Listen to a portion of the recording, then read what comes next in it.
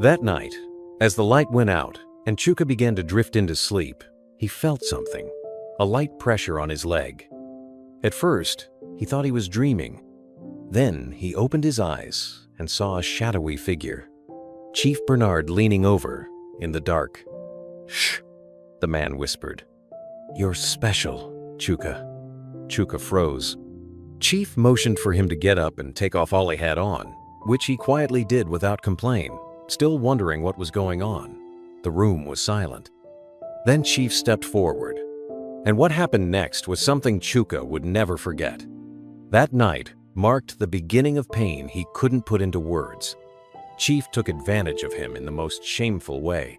Umunze village was buzzing with excitement and every home rejoicing as the popular billionaire Chief Bernard Obiora returned once again, this time in a grand style.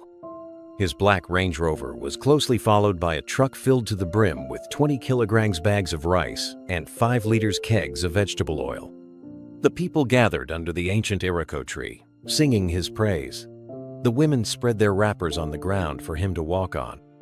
He simply waved at them, smiling proudly, after which he ordered the boys to distribute the bags of rice, 1 bag per family. Chief Obiora was a billionaire who owned chains of businesses across the country. Visiting his hometown every year to touch lives had become his custom, and the villagers often looked forward to it. As the rice distribution began, one particular family stood aside, quiet and hopeful. They were the Amadis. Mr. Amadi was a poor, frail, and aging palm wine tapper, and his wife was a petty trader. They had 2 children, a boy and a girl. They had their children after 15 years of battling infertility. The boy, Chuka, was 16. They collected their own bag of rice and vegetable oil and took it home, but they were still unhappy. They needed something more than just food.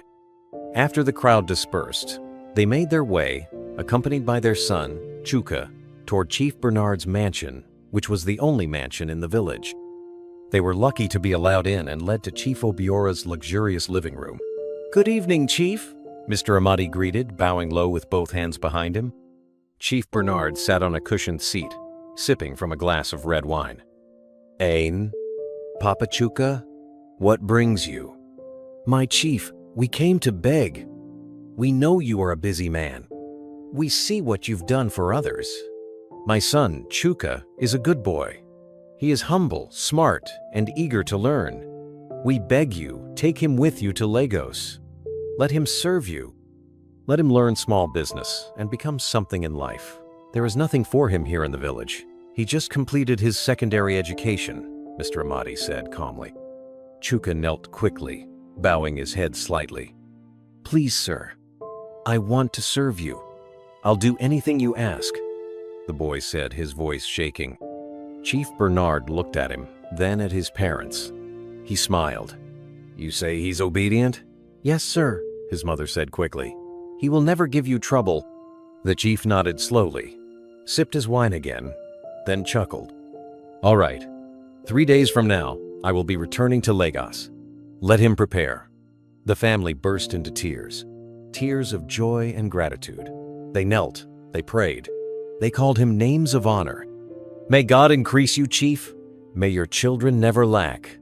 Chuka couldn't believe it. His heart danced in his chest. Lagos? He was going to the city? He would finally leave the life of fetching firewood and hawking okpa in the market. 3 days later, he stood in front of the mansion with a small traveling bag, wearing his only Sunday shirt, shoes borrowed from his uncle, and a heart full of dreams. Chief Bernard emerged from the house in a sharp blue suit and dark sunglasses. "Are you ready, boy?" "Yes, sir," he replied. They entered the car. The gates opened, and the journey began. As the black Range Rover drove out of Umunze, the villagers waved again, grateful for the man who gave them food. The journey to Lagos was smooth, with Chief smiling at Chuka every now and then. Chuka smiled back and continued to thank him for the opportunity. They arrived at Chief Bernard's mansion in Lagos. It was a very beautiful mansion, painted cream and gold, with water fountains at the front and exotic plants. Security men in black uniforms saluted as the gate opened. "Welcome to your new home," Chief said to Chuka as they drove in. Chuka stepped out slowly, mouth open in amazement. The marble floor beneath his feet felt like glass. The house smelled of air freshener and money. Chief led him upstairs and opened a door to a neatly furnished room. "This is your room, Chuka," Chief Bernard said with a proud smile. "Feel free. You're not a slave. You're part of my household now. If you need anything, just ask." Chuka's mouth refused to close. "Thank you, sir. God bless you, sir. I never imagined this in my life." The chief placed a hand on his shoulder. "Just be loyal, be obedient, and you'll go far." Chuka wasn't given the key to the room, which meant he couldn't lock his room. He didn't see it as a concern. After all, the house was secure. He also soon realized that Chief didn't have a wife or children. It was just him, his domestic staff, and the security men. The next morning, Chuka was taken out and introduced to one of the chief's businesses, a large automobile spare parts warehouse in La Depot. It was busy, organized, and full of energy. Men shouted prices, customers bargained, and workers moved heavy items across the yard. Chuka started learning quickly. He ran errands, helped arrange stock, learned the names of parts, and served customers with a smile. Every day, he returned to the mansion exhausted but proud. 2 weeks passed, then 3, then 4. Chuka was settling in. Chief also bought him new clothes and shoes. One evening, he was in his room, tidying up some clothes when Chief Bernard knocked and entered. "Sir, good evening," Chuka greeted. The chief looked around and smiled. "How's the room?" "Very fine, sir. Thank you again," he replied. Chief sat on the edge of the bed, watching him closely. "You've done well. I've heard good things about you from the warehouse manager."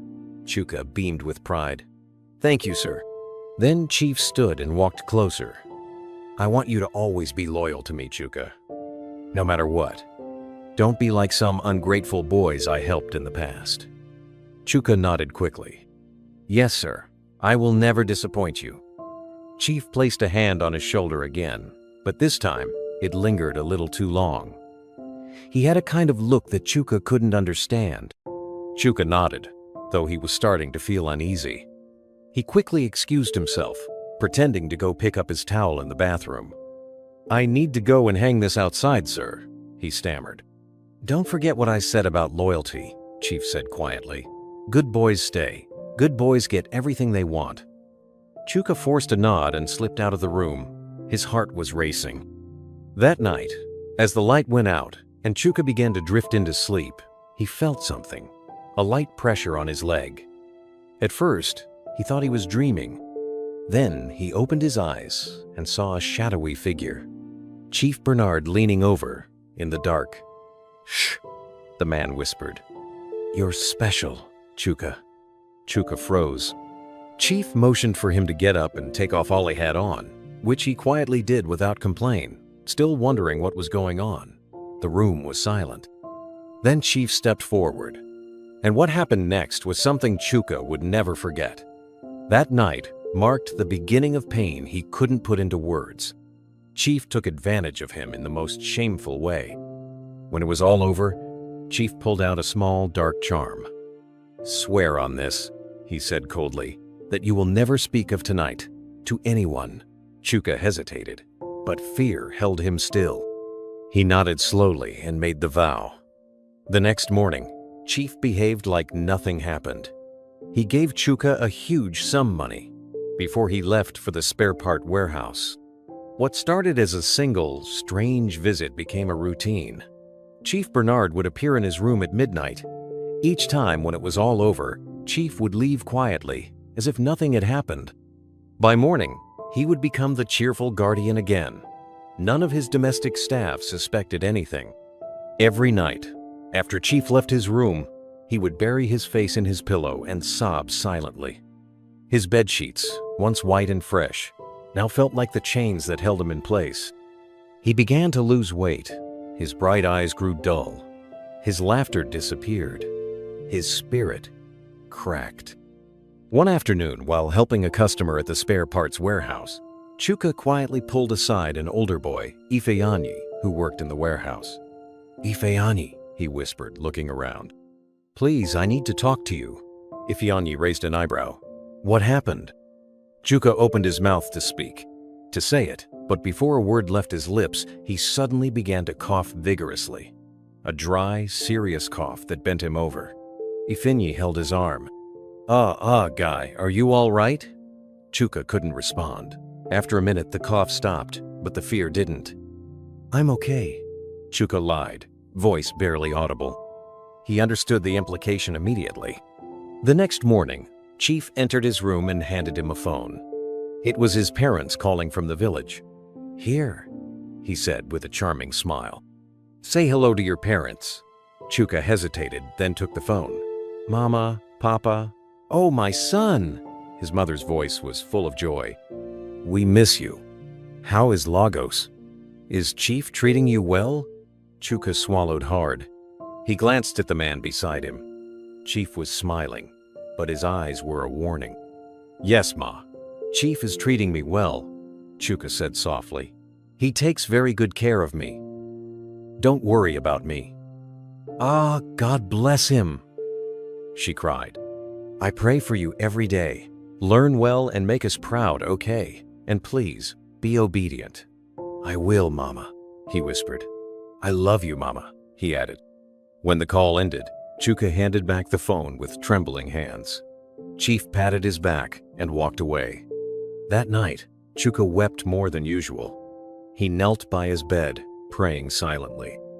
Not for riches, not to go to university, not even to return home. Just one thing, freedom.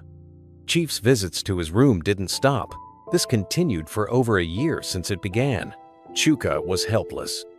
He couldn't even tell anyone. Then one night, something changed. Eunice, the housekeeper, a quiet 28-year-old woman who had worked for Chief Bernard for nearly 2 years, woke up thirsty. She stepped out of her room and headed toward the kitchen. The hallway was dark, lit only by a dim light that barely touched the tiled floor. As she passed the living room, she heard the sound of a door opening, softly. She paused. From the corner of her eye, she saw Chief Bernard, slipping quietly into Chuka's room. She froze. Her first thought was confusion. Why would Chief be going into the boy's room at this hour? Something didn't sit right. She tiptoed toward the room and stood beside the door, heart pounding. The door wasn't fully closed. She peeped through the door. What she saw made her blood run cold. Eunice's hands began to shake. She backed away quickly and tiptoed back to her room, locking the door behind her, her heart pounding like a war drum. She couldn't sleep for the rest of the night.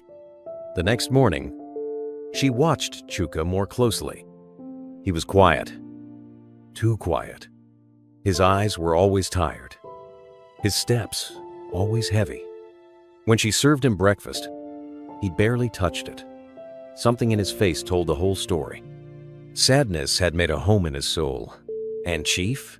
He moved around with his usual confidence, laughing loudly on phone calls, throwing money at visitors, barking orders at the security men like a king. But Eunice had seen enough. Over the next few nights, she woke up quietly and tiptoed down the hall to observe. The same thing happened again. At exactly 1:00 a.m., Chief Bernard would leave his room and enter Chuka's room. Every morning, Chuka looked more broken than the last. Eunice's heart was heavy with rage and pain. I've been working in this house for over 2 years, and I never knew the devil lived under the same roof, she said to herself one night. She made a decision. She would help Chuka, no matter the risk. She would not allow this wickedness to continue. That night, Eunice couldn't sleep. The house was quiet, but inside her mind, a storm raged. She wrapped her arms around herself and stared at the wall, lost in thought. And then, her mind took her back. It had been 2 years since she stepped into Chief Bernard's mansion for the first time. Everything back then was bright, hopeful, and heavy with unspoken plans. Chief had just separated from his wife, a bitter split that made the gossip rounds in Lagos. People said she couldn't handle his power. Others whispered that she caught him doing strange things. No one really knew the full truth. She relocated to the US with her only son shortly after the separation. After their separation, the former housekeeper resigned, so Chief needed someone to replace her. Not just someone to cook and clean, he needed stability. And that was when his personal assistant, Mr. Felix, a stout, streetwise man in his early 40s, approached his younger sister, Eunice. Eunice had just lost her job as a hotel cleaner in Yaba, and she was still single. Mr. Felix met her and asked her to apply for the job. Chief Bernard needs a housekeeper. He's single now and lonely. Use your power as a woman and win your way into his heart. He has money, Eunice. Real money. Marry him, and we will enjoy this life together. Felix had told her. A week later, Felix brought her to the mansion and introduced her as his trusted sister. Chief Bernard barely looked at her. Let her start, he said simply. And so, she began working. At first, it was just cleaning and cooking. But soon, Eunice began to do more, staying up late to tidy his sitting room, serving him in short wrappers, wearing soft perfume, occasionally accidentally walking past his room in her nightwear. But nothing worked. Chief Bernard never looked at her that way. He barely noticed her presence beyond instructions. She had felt invisible, rejected. Eventually, she gave up trying. She focused on her duties, kept to herself, and buried the embarrassment. Now, sitting in her room, the realization slammed into her like a brick. He wasn't ignoring me because I wasn't attractive. He ignored me because he wasn't interested in women at all. The truth rose like bile in her throat. Everything made sense now. The broken marriage, the whispers, the nightly visits to Chuka's room, the cold look in his eyes whenever she tried to smile at him. Eunice hugged herself tightly. She felt sick and disgusted. But more than anything, she felt protective. Protective of the young boy in the next room, crying himself to sleep every night while the world thought he was living in comfort. No, she whispered aloud. He's not going to destroy that boy. She stood up and walked to her small wardrobe, determined to help Chuka, no matter what it would cost her. The next morning, Eunice moved through the mansion like nothing had changed. She cleaned the glass tables. She swept the stairs. She ironed Chief Bernard's clothes and even placed his phone on the charger without flinching, but beneath her calm surface, she was really angry. But she also knew she had to be smart. One wrong move, one careless word, and it could be her own life that ended, or worse, she could put Chuka in more danger. She needed to act. But first, she needed Chuka to trust her. That evening, just after dinner, she watched Chief drive out for a late meeting. He often did that on Thursdays, left the house around 7 and returned just before midnight. Once his car disappeared beyond the gate, Eunice knocked gently on Chuka's door. There was no answer. She knocked again, softer. Chuka, it's me, Auntie Eunice. Slowly, the door creaked open. Chuka's eyes peeked through the gap. They were swollen, tired, cautious. He opened the door wider but didn't say a word. Eunice stepped in and shut the door behind her gently. For a moment, she just stood there, looking at the boy. He looked thinner than he did weeks back, like hope was draining from him little by little. I know, she said softly. I know what he's been doing to you. Chuka's eyes widened in horror. He took a shaky step back. His lips trembled. His breathing grew shallow. No, Auntie, please. I didn't tell anybody. I didn't. She held up her hand gently. I'm not here to hurt you. I'm here to help you. He stared at her, confused. I saw him enter your room, she whispered. I heard. I've been watching. Then a tear rolled down Chuka's cheek. He sank to the bed, hands covering his face, crying, openly, bitterly, like someone finally released from silent prison. Eunice sat beside him, rubbing his back gently like a mother would. I tried to tell someone, he choked out. But when I did, my throat tightened. Something is tying my mouth. Eunice nodded slowly. He's using charms. I believe that. But even charms can break when light enters the darkness. Chuka looked at her. Can I ever be free? Yes, she said with certainty. But we must be careful. We need a plan. And I need you to be brave. Chuka nodded through tears. I've worked in this house for over 2 years. I know where the security cameras are. I know when he's home and when he's not. We'll start small. First, we'll gather proof. I'll find a way to record what happens when he enters your room. Because nobody will believe us without proof. They will call me bitter, and they'll call you a liar. But if we can show them, everything will change. Just then, they heard the sound of the gate opening. Chief Bernard was back. Eunice grabbed the mop she brought with her and made it look like she had just finished cleaning. She winked at Chuka quickly, then opened the door and walked out casually, just as the chief was entering the hallway. "Ah, Eunice," he called, his voice calm. "Yes, sir," she replied, turning back with a practiced smile. "I hope you've cleaned my room." "Yes, sir. I just finished now." "Good. Bring me hot water and massage oil in 15 minutes." "Yes, sir." She bowed slightly and walked off. Eunice knew she had only one chance to get it right. Video recording. That morning, after preparing breakfast and laying out Chief Bernard's favorite suit, she slipped into Chuka's room with a small brown paper bag. Chuka was folding shirts in his wardrobe, getting ready for the warehouse. When he saw her, he immediately shut the door behind her, his eyes filled with silent questions. Eunice opened the paper bag and revealed a tiny, button-sized spy camera. It was no bigger than a fingernail, fitted into the corner of an old key holder that had long lost its keys. "I got this from a woman I cleaned for years ago," she whispered. "She sells security gadgets. It has a motion sensor. Once someone walks into the room, it will start recording on its own. No blinking lights, no sound. I have charged it already." She walked over to his wardrobe and opened the middle shelf. "Place it right here," she said, showing him the spotted dark corner that had a perfect view of his bed. "Make sure the wardrobe door stays just slightly open, not too wide, not closed." Chuka nodded nervously. Eunice turned to him and took a deep breath. "Tonight, when he comes, don't say anything. Don't move too much. Just let the camera see everything." She touched his shoulder gently. "After tonight, things will change. I promise you." That night, at 11:30 p.m., Chuka placed the camera exactly where Eunice had shown him, inside the wardrobe, hidden behind his folded trousers. The lens peeked through a crack in the wooden door, directly facing his bed.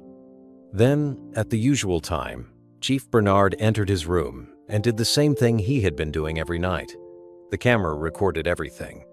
When he finally left, nearly an hour later, Chuka stayed frozen in place. The next morning, Eunice slipped into his room as soon as she could. She retrieved the camera, hid it inside her cleaning apron, and walked out silently. She took it to her room, locked her door, and played it. Tears fell silently down her face. "This is it," she whispered. "This is what the world will hear." But first, she had to get Chuka out. That evening, when Chief was out of the house at one of his business dinners, Eunice slipped into Chuka's room again. "Now listen to me. Tomorrow, when you go to the warehouse, I'll meet you there around 3 p.m. I'll act like I came to drop food or documents for Chief. When you see me near the gate, walk to the back alley. I'll signal a delivery van guy. He's a good person. He doesn't ask questions. I will have a change of clothes for you in his van. He will drive you out of that place." Chuka's hands trembled. "And then?" he asked. "Where will I go?" "I have someone I trust," Eunice replied. "A retired nurse who runs a small shelter on the mainland. I used to clean for her before I started working here. You'll be safe there. I'll come later once I leak this recording to the right people." Chuka nodded, fear and hope crashing into each other inside him. "What if he finds out?" he asked. "He won't. Not if we're careful," Eunice said. She placed a hand gently on his shoulder. "You've been through hell, Chuka, but I swear on everything I have left in this world, I won't let him win." Chuka's eyes filled with tears. "Thank you," he whispered. "I don't know why you care, but thank you." Eunice blinked rapidly, trying to keep herself from crying too. "I am helping you because silence is what protects monsters. I will not keep quiet and let evil prevail." The next day at the warehouse, Chuka didn't speak much. He just moved from one end to another, pretending to be busy, his eyes constantly scanning the gates, waiting for the signal. At exactly 2:57 p.m., he saw it. Eunice, standing near the entrance in a plain Ankara gown, holding a brown envelope in one hand and a nylon bag of food in the other. She gave a slight nod. Just one. That was the sign. Chuka's heart pounded like a drum. He quietly excused himself from the sales desk and made his way toward the back alley, gripping his chest to calm himself. Meanwhile, Chief Bernard was having a meeting with some business partners in his office at his hotel. He began to feel uneasy. His wrist bead, which was also a charm, began to shake. He sat upright in his leather chair. Eyes narrowed. He felt it. Something was wrong. He quickly ended the meeting. He made some incantations and immediately knew where the problem was coming from. He called his driver and asked him to get the car ready. Within few minutes, they were on their way to the warehouse. Back at the warehouse, Chuka had just slipped into the back of the delivery van. Eunice handed the driver a small brown envelope. "Just take him straight to the shelter," she whispered. "No stops. And don't answer any calls until you get there." "Understood," the man nodded, glancing once at the trembling boy hiding in the back seat under a sheet. Eunice closed the door and tapped it twice. As the van began to drive off, she turned to re-enter the main compound, only to freeze. Chief Bernard's car was pulling in. Eunice's heart dropped. She managed to sneak out, took a bike, and left the warehouse immediately. Chief stepped out, eyes scanning the warehouse like a hawk. He didn't smile. He didn't greet anyone. He walked with purpose, anger radiating from every step. "Where's Chuka?" He barked at one of the junior staff. The boy stuttered. He just stepped out, sir. Maybe the restroom." Chief didn't wait. He turned toward the back alley. They all searched everywhere for Chuka but couldn't find him. Chief knew immediately that he would be in a mess if Chuka wasn't found. Chuka sat silently in the back of the delivery van, hidden beneath a thin bedsheet, his hands trembling as the van sped through the bustling streets of Lagos. His heart refused to settle. Every honk outside felt like it was coming for him. Every speed bump felt like a warning. But he didn't say a word. He just kept his head low, clutching the small plastic bag Eunice had pressed into his hands before they parted a bottle of water, a biscuit, and the SIM-less phone she promised to activate once he was safe. Meanwhile, Chief Bernard was boiling. Back at the warehouse, he stormed into his office, slamming the door behind him. He paced the floor like a lion that couldn't find its prey. He had checked every corner. Chuka was gone, and deep in his gut, he knew this wasn't just a coincidence. Someone had helped him. Something told him it was Eunice. He had been feeling funny around Eunice for some weeks, but he had ignored the feeling. He opened his office drawer and took out a black pot. He made some incantations, then stared into it and whispered, "Show me who betrayed me." He stared at it for a while. "Eunice?" he screamed angrily. Back in the mansion, Eunice sat in her room, watching the recorded video for the third time. She had saved it on a USB drive, then another copy on a hidden phone, then emailed it to herself. She wasn't going to take chances. Her phone buzzed. It was a new number, a contact from the shelter calling to confirm that Chuka had arrived safely.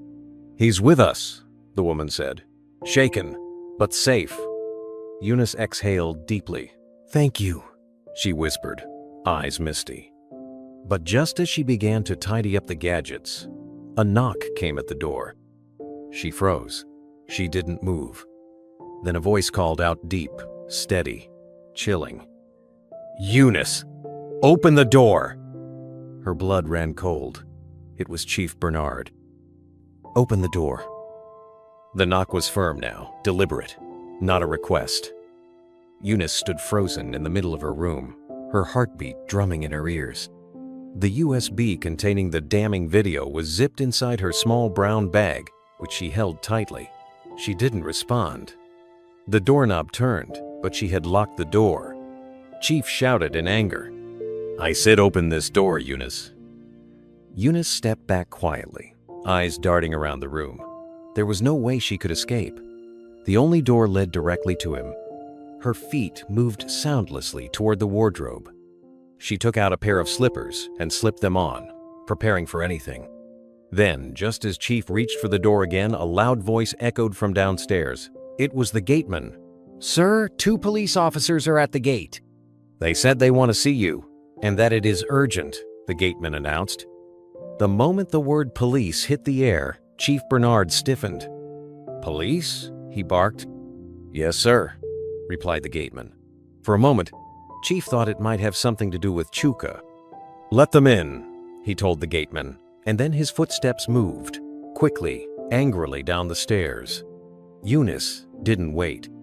The moment she heard the click of his heels against the tiled foyer downstairs, she swung open her door, crept across the corridor, and slipped into the back hallway near the kitchen. She moved like wind and ducked into the laundry area. There, hidden behind a shelf, was the old servant's back exit. She opened it gently. No noise, no hesitation. Then, holding the bag tightly, she dashed out. Meanwhile, at the visitor's living room, Chief Bernard received the police officers. He immediately recognized one of them, Inspector Duro Jayi, someone he had occasionally supported. "Inspector, what's this all about?" Chief asked, voice guarded. The officer adjusted his cap. "Sorry for the visit, sir. I just came to follow up on that incident with your ex-employee, the one who ran off with that 1.2 million naira spare parts payment. My DPO said I should confirm if the complaint was still active." Chief blinked. He exhaled slowly. "Oh, that," he said, masking his relief. Yes, it is active." They spoke for a while, and as they talked, something else was happening. Inside the security room, a guard staring at the CCTV monitor suddenly sat up. On screen, he saw Eunice climbing the fence behind the kitchen, fast, with her small bag clutched to her side. The guard slammed the alarm button. He alerted 2 other security men. They reported to Chief immediately that Eunice was about to jump the fence. "Catch her! Catch her!" he bellowed, already running back toward the house.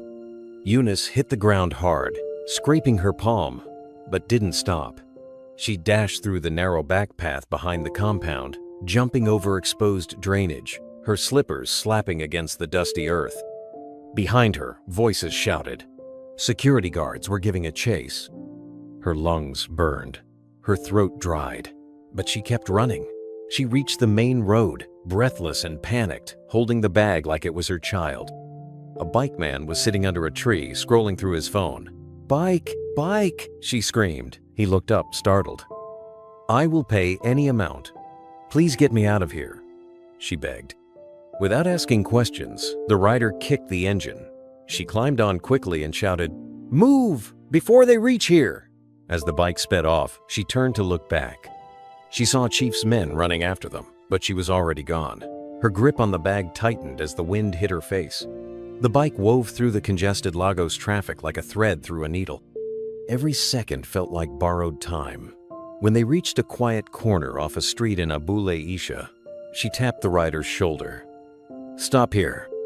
The bike pulled up beside an abandoned kiosk. Eunice quickly paid, and before the rider could ask any questions, she disappeared into a narrow compound behind the kiosk and bent under the shade of an old mango tree. Her chest heaved. Her legs were still shaking. She looked around. The place was quiet, a near-forgotten yard with a rusted zinc roof and broken cement benches. She had passed it once on her way to market, years back. With trembling hands, she brought out her phone. She dialed the only number she had memorized. The delivery guy. It rang once. "Hello?" his deep voice answered. "It's me. I need you to pick me up. Remember the junction near that old filling station at Abule Isha?" she asked, glancing around nervously. "I know it. I will be there in 10 minutes, he told her. She ended the call immediately. Then, before her nerves could betray her, she powered off the phone completely and removed the battery. She had worked in that house long enough to know how Chief Bernard operated. He had contacts in the force, friends in high places, and ways to trace anyone foolish enough to keep their phone on after fleeing him. She sat silently in the shadows, hugging her bag to her chest. Exactly 10 minutes later, the delivery guy arrived. He opened the door and Eunice jumped in without a word. The driver sped off immediately. He drove her straight to the same venue he drove Chuka to earlier that day. Eunice was led into a small, clean bungalow with low lighting. It was a private shelter for at-risk minors and vulnerable women, owned by Mrs. Ajayi, a retired nurse and lifelong caregiver. Moments later, she saw Chuka. He was seated at the far end of the room with a warm blanket draped over his shoulders. His eyes widened the moment he saw her. "Auntie Eunice?" She rushed to him and hugged him tightly. "I'm here," she said. "You're safe. I promise you, you're safe now." Tears rolled silently down Chuka's face, but this time, they weren't from pain. They were from relief. Eunice sat with him for a few minutes, her hand firmly in his, until one of the shelter workers came and led him to another room to rest. Then she stood up, took a deep breath, and reached into her bag. She pulled out a second phone, one she had bought months back. She scrolled through the contacts and dialed. Tonya, her university roommate. The phone rang twice. "Tonya, it is Eunice. I need help. Big help," Eunice said immediate. Tonya picked up. "I have a video. Evidence of something terrible. Something involving Chief Bernard Obiora. Are you okay? Are you safe?" Tonya asked, sounding concerned. "Yes, I'm in hiding. But I need to talk to your dad," Tonya gasped. "You want to speak to my dad?" Now I'm scared. What happened? Eunice begged her to arrange a meeting for her and her father in a private location, which she did. Back at the mansion, Chief Bernard had called Felix, his PA, and Eunice's brother. He asked him to call his sister to order or risk losing his job. Felix dialed Eunice's number countless times, but unfortunately, it was switched off. Chief had also sent some men out to search everywhere for Eunice. "Do not return to this house until you find her," he thundered. The next morning, Eunice took a bike to the Johnsons' private garden, wearing a plain dress and face cap. Tonya waved her over from a corner. Beside her sat Barrister Johnson Olufemi, her father, a respected human rights lawyer, retired senior advocate, known across Lagos for taking on the powerful and breaking them. He looked up, his eyes sharp and full of quiet fire. Eunice greeted him respectfully, took a deep breath, pulled out the USB, and placed it gently on the table. Then, with her voice trembling but clear, she said, "I worked for Chief Bernard, and I saw what he was doing to the young boy he claimed to be helping. That man, he's a monster. And I want the world to know." Eunice went on to narrate what she saw Chief do to Chuka. The lawyer's jaw clenched as he took the USB. He didn't say a word at first, but when he finally spoke, his voice was heavy with conviction. "Chief Bernard is a though man with connections. Whatever it is you have in this USB must be handled with care. This is not just any case. But I promise you, he will never hurt another child again." He immediately called his trusted family doctor, who went with Eunice to examine Chuka for more evidence. The next morning, Barrister Johnson Olufemi didn't waste time.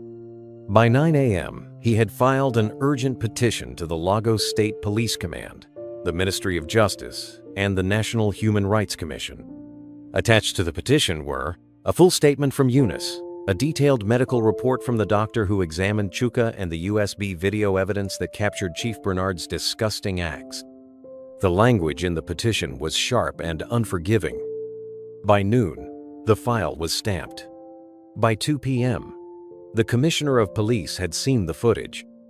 And by evening, Chief Bernard received a visit he never expected.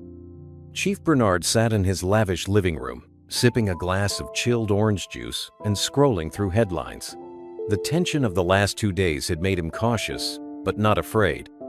He had influence, friends in the force, and dirt on many people. He believed nothing could touch him until his phone rang.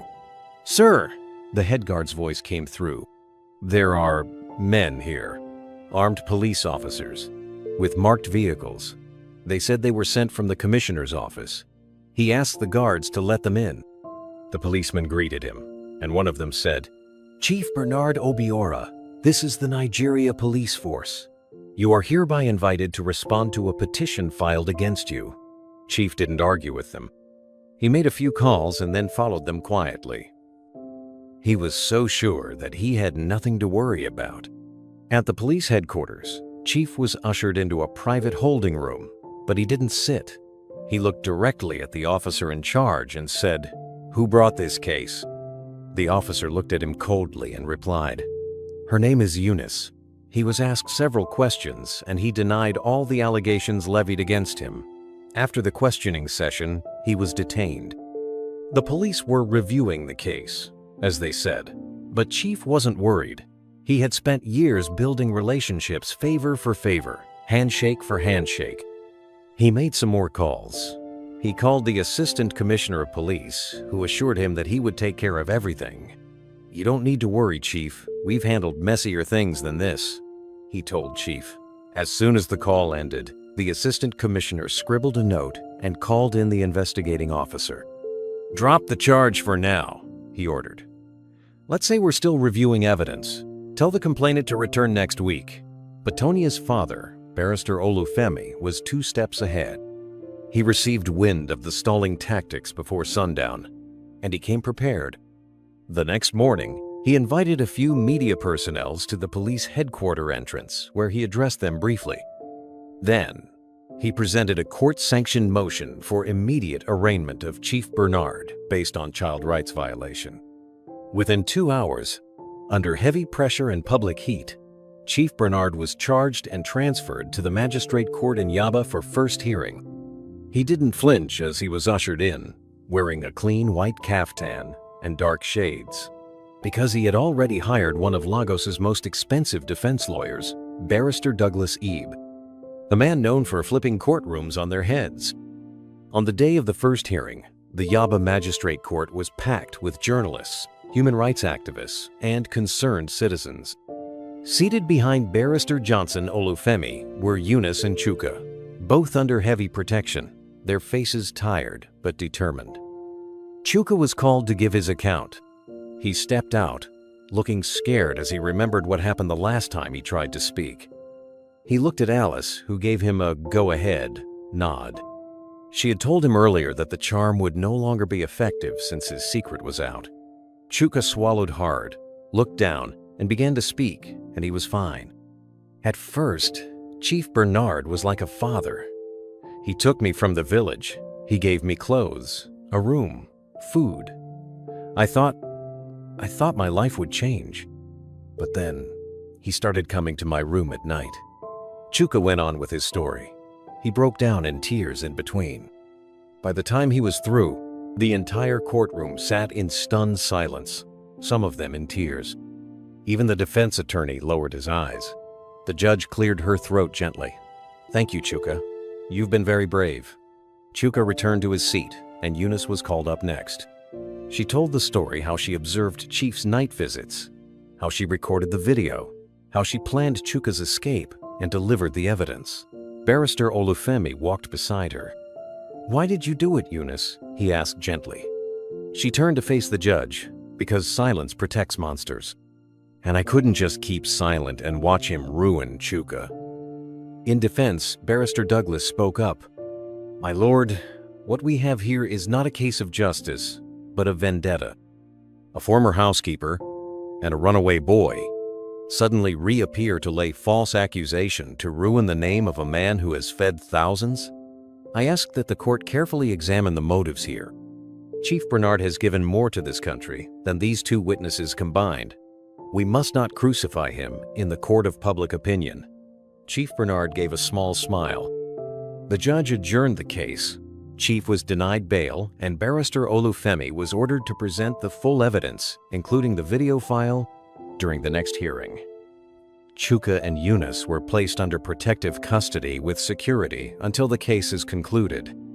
At the next sitting, Chuka's medical result was presented to the judge. Part of the video recording was played.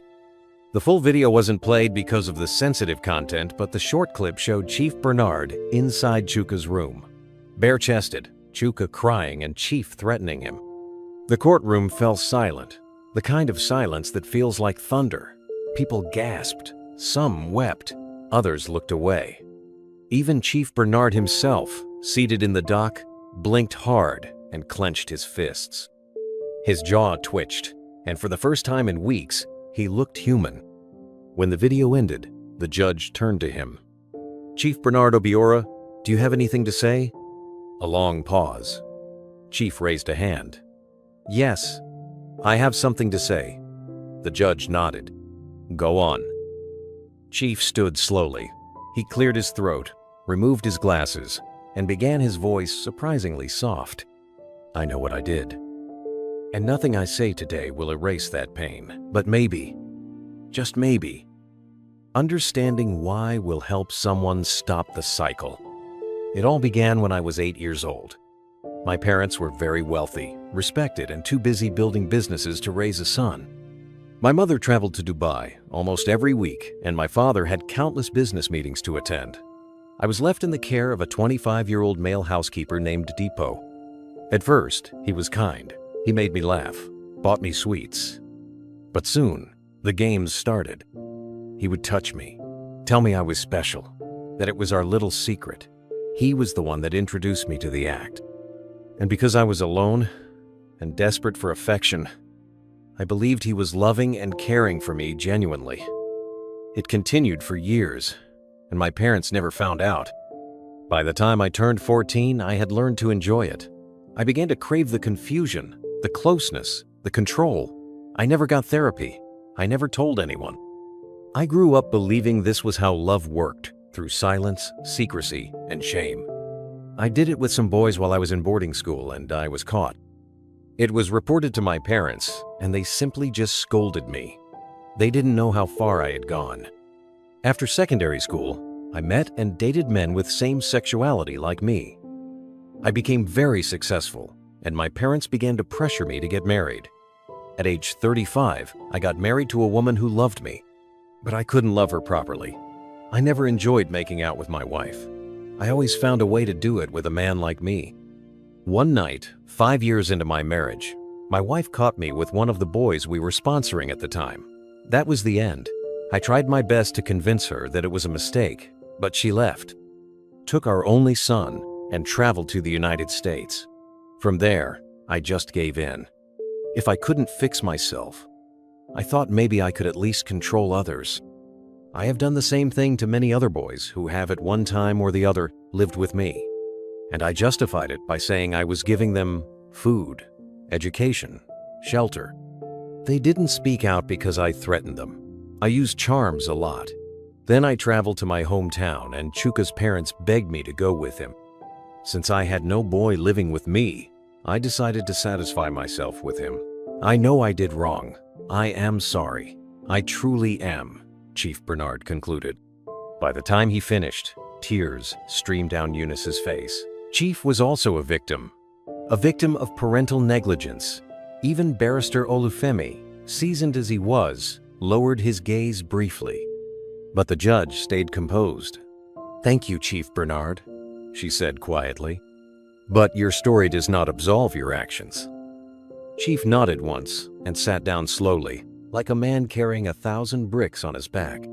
Turning to the people, she said, "This court is satisfied with the evidence presented. The case is hereby adjourned for final argument and sentencing. The prosecution may continue to prepare any additional material. Witnesses Chuka, Amadi, and Eunice Felix are to remain under state protection. Court is adjourned." The final day in court arrived like a heavy storm. The prosecution had closed their case. The defense had nothing left. The evidence was undeniable. Chuka sat beside Eunice, his hands calmer now. He had been undergoing short sessions of trauma counseling at the shelter. The judge took her seat, cleared her throat, and began to speak. This has not been an easy case, not legally, and certainly not emotionally.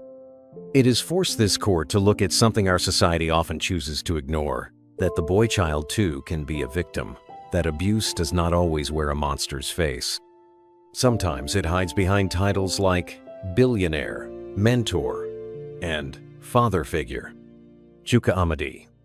You stood before this court and shared your pain. And in doing so, you gave voice to thousands who are still too afraid to speak. Eunice, you risked everything. You could have looked away, but you chose to act. And because of you, this evil was exposed. And to Chief Bernard Obiora, power may shield a man from the eyes of society, but in this courtroom, it does not shield him from the truth. You were given trust. You repaid it with trauma. You were given children to protect. You turned them into prisoners. For this, the court does not only find you guilty, but finds you unworthy of freedom. The room held its breath. Then came the gavel. Chief Bernard Obiora is hereby sentenced to 15 years imprisonment with no possibility of parole. Gasps, whispers, tears. But the judge wasn't finished. She looked again at Chuka. This court also orders that the defendant pay the sum of 20 million naira as compensation to the victim, Mr. Chuka Amadi, for emotional trauma, exploitation, and loss of innocence. Chuka shall also be enrolled in a full rehabilitation and therapy program, after which he is to be reunited with his family and given educational support. She turned to Eunice. Ms. Eunice, your bravery has restored my faith in humanity. This court will recommend you for the National Human Rights Courage Medal. You are proof that one voice, when used well, can echo louder than 1,000 silences. The court session came to an end. Chuka was quiet as he walked out of the courthouse, surrounded by officers and activists. He saw his parents waiting. They had been contacted and they had traveled to Lagos to see things for themselves. They rushed to embrace him, this time not as a child who left home, but as a warrior who returned victorious. Eunice stood in the sunlight, blinking back tears. Journalists swarmed, microphones flew, but she didn't say much. Only one line. I just did what needed to be done. That night, her picture trended on every platform in Nigeria. And far away, in a prison cell where the walls echoed with shame, Chief Bernard sat alone, no guards calling him sir, no followers bowing, no children to control, just silence. And the ghosts of what he had done. If you've watched this story till the very end, I want you to take a moment. A moment to think about the children, the ones who are suffering in silence, the ones who smile in public but cry themselves to sleep, the ones who are told to be strong, but never given the space to be vulnerable. This story isn't just about Chuka. It's about every boy who was never believed, every child who was betrayed by someone they trusted. Let this story be a reminder that the boy child, too, deserves our watchful eyes, our attention, our protection. To every parent, teacher, guardian, please look again and listen, not just when your children speak, but when they go silent. Until next time, stay alert, stay kind, and never forget, as parents, their safety is our responsibility.